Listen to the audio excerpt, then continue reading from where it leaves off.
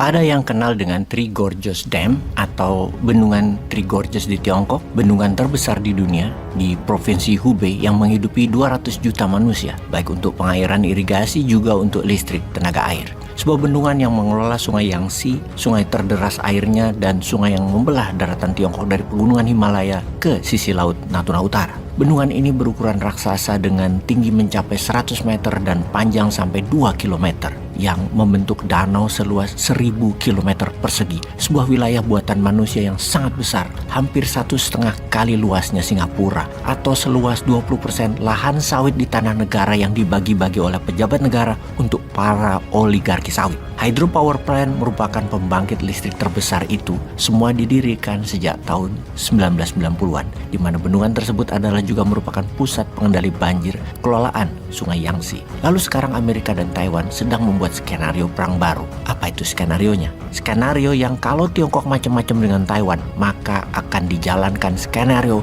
untuk menyerang bendungan Three Gorges tersebut yang akan membuat 400 juta manusia Tiongkok terimbas. Air yang mengalir dari sisi barat ke timur tadi bukan hanya menggenang sisi timur dan tengahnya Tiongkok, bukan hanya kota Wuhan tenggelam atau Changsha atau kota pelabuhan Fuzhou dan Wuhan, namun akan sampai ke kota Shanghai di utara dan Chengdu di barat serta instalasi militer di Nanjing. Kota industri Chengdu, Wuhan, Fujian akan tenggelam. Kota metropolitan pelabuhan instalasi militer di Shanghai, Fuzhou dan Nanjing akan tenggelam.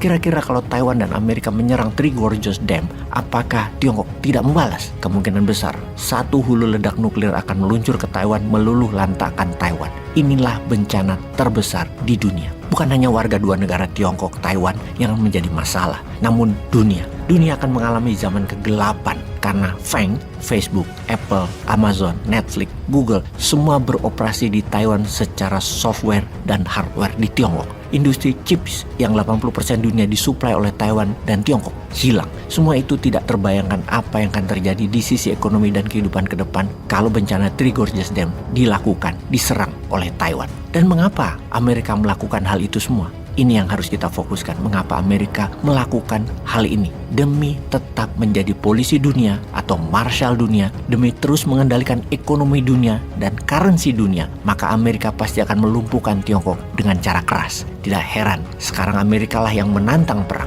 Amerika sedang memancing-mancing Tiongkok untuk menyerang secara militer. Pertahanan antar pulau atau island chain defense dilakukan Amerika adalah mengkotakkan Tiongkok dengan Laut Pasifik. Artinya seluruh armada dagang dari Shanghai, Fuzhou, Hong Kong harus melewati barikade pertahanan Amerika. Tiongkok tidak suka hal itu. Yang jadi pertanyaan adalah siapa nanti yang akan menyerang duluan? Sama seperti yang Amerika lakukan, yaitu meminjam tangan NATO. Mereka ekspansi meluas terus sampai ke perbatasan Rusia yang Rusia sudah peringati NATO berkali-kali. Jangan maju ke Ukraina. Ternyata pelawak Yahudi Zelensky dimenangkan oleh Amerika untuk jadi pemimpin boneka di Ukraina untuk mengajukan Ukraina jadi member NATO. Ya dihajarlah Ukraina oleh Rusia. Jadi kesannya Rusia duluan menyerang, padahal itu diprovokasi oleh NATO. Ujung-ujungnya diprovokasi Amerika. Demikian juga pertahanan antar pulaunya Amerika dari Mageshima, Jepang sampai Filipina adalah mengkonten Tiongkok yang pertahanannya Amerika sekarang maju ke Taiwan. Ini bisa membuat Tiongkok menyerang Taiwan duluan. Inilah yang ditunggu oleh Amerika untuk menyerang pakai rudal balistik antar benua berjarak 1.500 km dari titik pangkalan rudal di Chain Island Defense-nya Amerika ke Three Gorges Dam tadi. Ini bisa dilakukan kapanpun oleh Amerika. Amerika memang ingin melakukan depopulasi dan Amerika ingin Tiongkok hancur. 200 juta meninggal, efek perang Tiongkok-Taiwan. Ya rapopo buat Amerika. Emang gue pikirin, yang penting tidak akan ada lagi yang bisa menantang gue for the next 100 years. Dan hal ini juga yang menjadi kepedulian kita, warga recehan Indonesia yang tidak pernah didengar suaranya oleh pejabat di atas sana yang maha pintar dan mulia tersebut. Kita mengingatkan, dikatakan seakan-akan tidak ada bagusnya yang di atas sana. Padahal maksudnya bukan begitu. Kalau ada hal yang penting atau bahaya, ya kita katakan agar pejabat di puncak tertinggi memperbaiki. Kita tahu ya, di sisi utara IKN atau Nusantara, duh kok wilayah Nusantara yang besar mengapa jadi kota kecil ya, jadi IKN doang. Yo wes, semua sudah diputuskan oleh pejabat tertinggi. Kita bisa apa? Oke, kita lanjut. Sisi utara IKN dari sisi pertahanan ya, kacamatanya melihatnya adalah wilayah kosong instalasi militer. Wilayah yang kosong instalasi militer dalam hal defense system. Membangun pusat pemerintahan terpenting adalah membangun pertahanannya lebih dulu. Kalau ke Jakarta ya, Jakarta kalau ada serangan dari sisi utara, misalnya Singapura yang menyerang, bisa diintersep oleh Pekanbaru, Palembang, Lampung, dan Halim. Dari sisi timur, Makassar, Surabaya siap memblok. Dari sisi selatan misalnya Australia menyerang, Jogja, Madiun siap. IKN dari sisi utara, Sarawak Malaysia, Brunei, atau kapal induk Amerika di sisi Laut Natuna yang jaraknya ke IKN berjarak 800-an kilometer, atau dari Sarawak IKN itu jaraknya 600 kilometer. Pertahanannya pakai apa? Sekali serangan rata tanah itu IKN, gak ada yang intercept. Ya jangan begitulah membangun ibu kota. Dunia sekarang kan sedang tidak baik-baik aja loh. Kalau Taiwan memiliki strategi perang bersama Amerika akan meledakkan dam, bendungan, Three Gorges. Apa yang terjadi kalau Indonesia punya musuh lalu menyerang dam, Waduk Jatiluhur? Apakah kalau Jatiluhur dan beberapa bendungan di sekitar Jabodetabek diserang rudal, akankah Jabodetabek tenggelam? Apa yang terjadi kalau pusat perekonomian Indonesia, di mana 80% uang beredar berpusat di Jakarta, pusat pemerintahan itu berpusat di Jakarta, pusat administrasi itu berpusat di Jakarta, pusat militer itu di Jakarta, diserang satu titik, akankah bisa ambyar negaranya, tenggelam?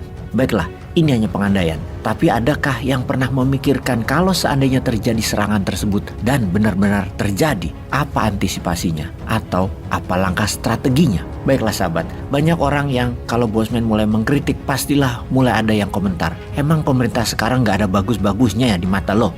Nah, banyak yang komen kayak gini. Biasanya yang mengartikan Bosman ini anti pemerintah, dan itu artinya Bosman ini oposisi dan sama dengan kadrun. Kadrun adalah komunitas muslim yang membawa dunia Arab ke dalam Indonesia menurut versi mereka, yang biasanya oposisi muslim itu yang komen. Atau pro pemerintah yang kena propaganda buzzer pejabat yang menggiring opini bahwa muslim ke Arab-Araban itu berbahaya buat ideologi Indonesia. Namun intinya ini semua permainan narasi yang jahat. Ini propaganda jahat. Inilah pembelah bangsa yang asli itu, ya opini buzzer tersebut. Sangat jahat sekali memang buzzer-buzzer tersebut. Oke, kita sekarang ke urusan Bosman yang mengkritik pemerintah. Langsung oleh buzzer digiring seakan-akan satu tim dengan kadrun. Oke sahabat, kita serang balik buzzer itu sekarang. Gini menyerang baliknya, wahai para buzzer, buzzer rupiah, buzzer pembelah bangsa. Dengerin kata-kata gua. Saya ini keturunan Jawa, didikan masih Jawa. Maaf, masih kampungan dan kampung deso. Dalam tradisi kami, dari mbah-mbah dulu, dari eyang-eyang dulu, selalu mendapatkan nasihat. Tole itu anak cowok. Kalau kowe salah ya tak kamplengi. Kalau kamu salah ya saya omelin. Terus pasti tak sangoni, pasti diberi sangu, pasti dikasih solusi. Karena itu jadi tradisi. Itu masuk ke bawah sadar jauh di lubuk pikiran terdalam seorang Bosman yang wong stupid ngaku smart ini. Kalau ada yang salah menurut kacamata Bosman, ya pemerintah misalnya, tak kamplengi, tak kritik. Wajib itu hukumnya mengkritik. Namun selalu memberikan solusinya sebagai sangu. Jadi kata kamplengi dan nyangoni itu Bosman lakukan.